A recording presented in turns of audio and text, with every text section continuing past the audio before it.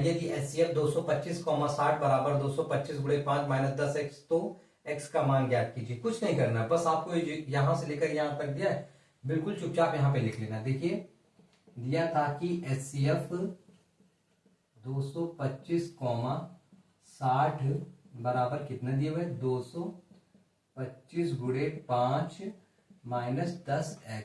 ठीक है, हमें निकालना पड़ेगा एचसीएफ, 225 और 60 का एचसीएफ निकालना पड़ेगा। तो चलिए निकाल लेते हैं। 225 लिखा और काट देते हैं, 3 से कट रहा है, 3 सते 21, एक बचा था जोड़ दिया, बन गया 3 पचे 15। फिर 3 से काटेंगे, 3 दूनी 6, एक बचा था जोड़ा, 3 पचे 15। फिर काट देंगे 5 से, पचम 25 और 5 इकन्ना में 5।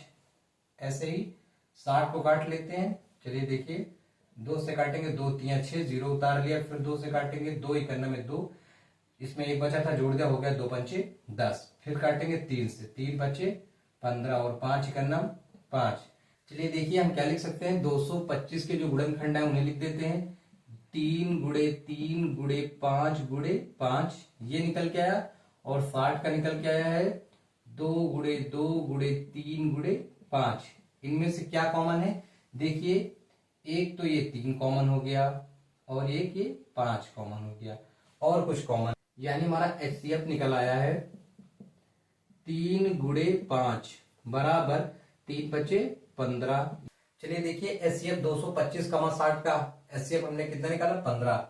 यहां पे लिख देंगे 15 और बराबर हमें अब क्या दिया हुआ है, वैसे उतार देते हैं, 225 गुणे 5 माइनस 10x। इतना ठीक है क्या, हम इन दोनों की गुणा कर देते हैं। चलिए देखिए 15 ऐसे लेने देते बराबर, पचम 25 के 5, हासिलाए 2, 5 दूनी 10, 2 12, 12 की 2, हासिलाए 1, 5 दूनी 10 1, 11, 1125 माइनस 10x। यहां तक ठीक है। 125 इधर प्लस में, देखिए आगे कोई साइन नहीं, यानी ये प्लस में दिया, उधर गया तो माइनस में हम लिख देंगे।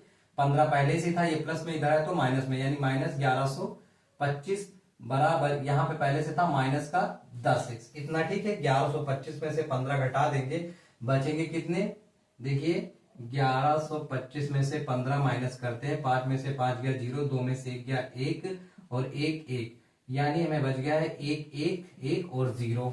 ठीक है, वो भी माइनस का, बराबर इधर दिया हुआ है माइनस का 10x। ठीक है, माइनस से माइनस गया कट, यानी हमारा x बराबर हो गया कितना, देखिए x वहीं रहने देते, इस 10 को यहां भेज देते हैं, गुणा में चलाया भाग में। इसे हम कैसे लिख सकते हैं, पलट के भी लिख सकते हैं, यानी x इधर लिख लिया और एक देखिए एक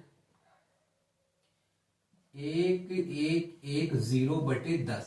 ठीक है, अब 10 से भाग दे देते हैं, 10 इकन्ना में 10, इसको काटेंगे 10 इकन्ना में 10, फिर 1 गया 11, फिर बन गया 10 इकन्ना 10, फिर एक बचा था इसमें जोड़ दिया, बन गया फिर से 10 10 इकन्ना 10। अगर वहां पे समझ में ना आए तो 10 लिख के 1 1 1 0 में भाग दे देते, 10 इकन्ना 10 घटा देंगे, 10 में से 1 गया 1, ये वाला 1 उतारा, 10 इकन्ना 10, फिर घटा देंगे 1, ये वाला 0 उतारा, 10 इकन्ना 10।